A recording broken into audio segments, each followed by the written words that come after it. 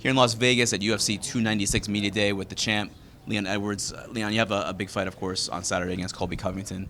And a lot of people have already asked you about the fight itself, Yeah. the strategy, what's he going to do, what are you going to do. I'm curious about, have you prepared at all for the press conference on Thursday?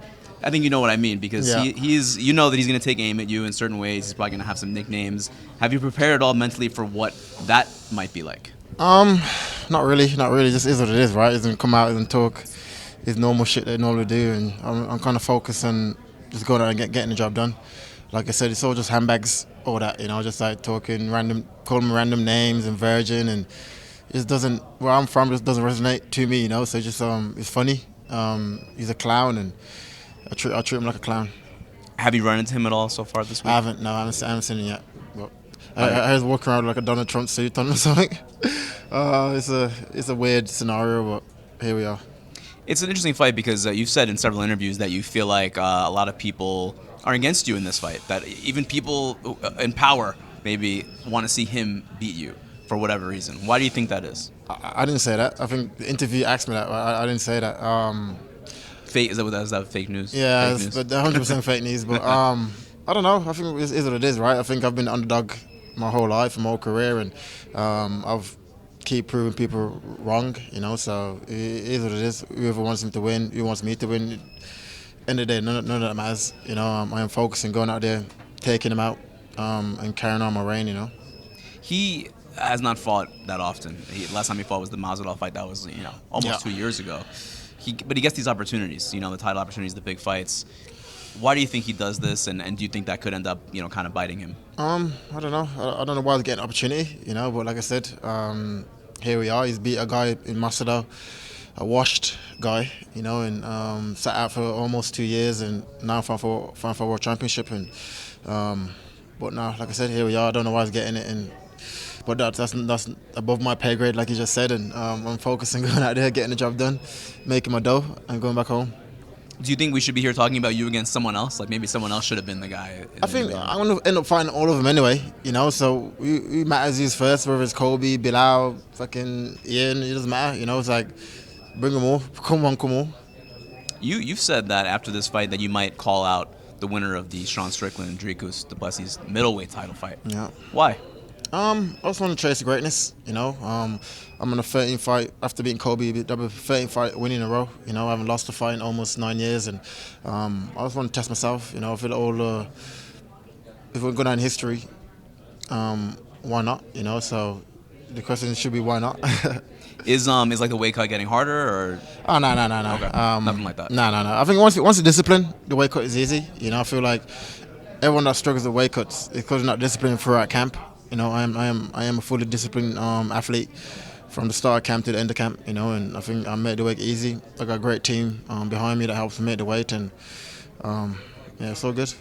It's funny because you have been talking about maybe the middleweight move at some point, and Islam Makhachev, the UFC lightweight champion, has talked about fighting you at welterweight. Yeah. Does that intrigue you at all?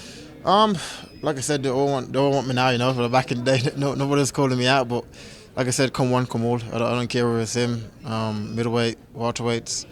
I am the king, and I'll reign as long as I want, and then I'll walk away, I just want to ask you a few more things about Covington, because it is a big fight and it's an important fight.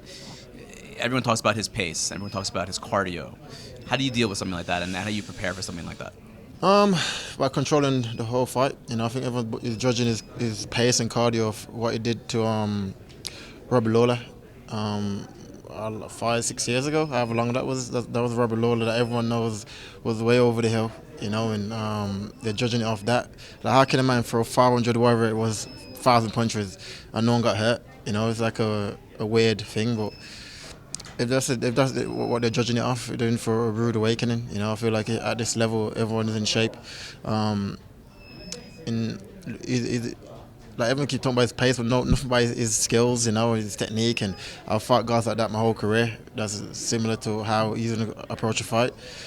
And you don't got one option, right? I'm a mixed martial artist. I can approach it however I want. He's been taken down many times in the UFC. He's been choked out.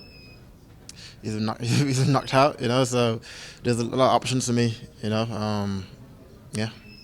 Do people make too much about that? Because it almost sounds like, you know, and I'm sure you watched his fights. You know, obviously you studied the fights. Yeah. Is he like overrated in some ways? Maybe. I don't know. Let's see him go out there, but I feel like everyone they're talking about is from like him beating like Machado way over the hill, Woodley way over the hill, Robbie way over the hill. So I feel like they've been feeding this guy just what the old school guys, right? And he's been doing what I need to do with him. Last thing, you mentioned Ian Garry, who might have been your training partner for a brief second there. It wasn't my training partner. Yeah, I want to ask you what happened there, because I mean, he's like the most talked about guy in MMA for some reason in the last few weeks. So what happened there? Can you give some clarity? He was never my training partner. You know, there's a guy that visits multiple gyms. During this training camp, he's been to like 10 different gyms. He was in Iceland with Gunnar Nelson. He was in London with Brad Pickett. He was in Brazil. So why is it such a big deal now? They came to my gym and for 2 weeks and then left to go to another gym. You know, it's probably because he said that.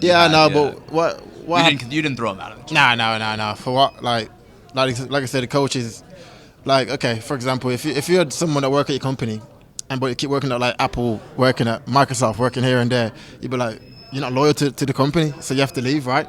Would you do that? I like my job at ESPN, Leon. Exactly, but okay, let's say you go to BT Sport or wherever you go. You keep working for different stations. They'll be like, what you doing? Like, pick a team, right? And that's it. Okay. Makes sense, right? It makes sense. Okay. We'll leave it there, Leon. Thank you so much, man. I really appreciate Good man. it. Good Thank luck you. on Saturday. Appreciate it. Thanks.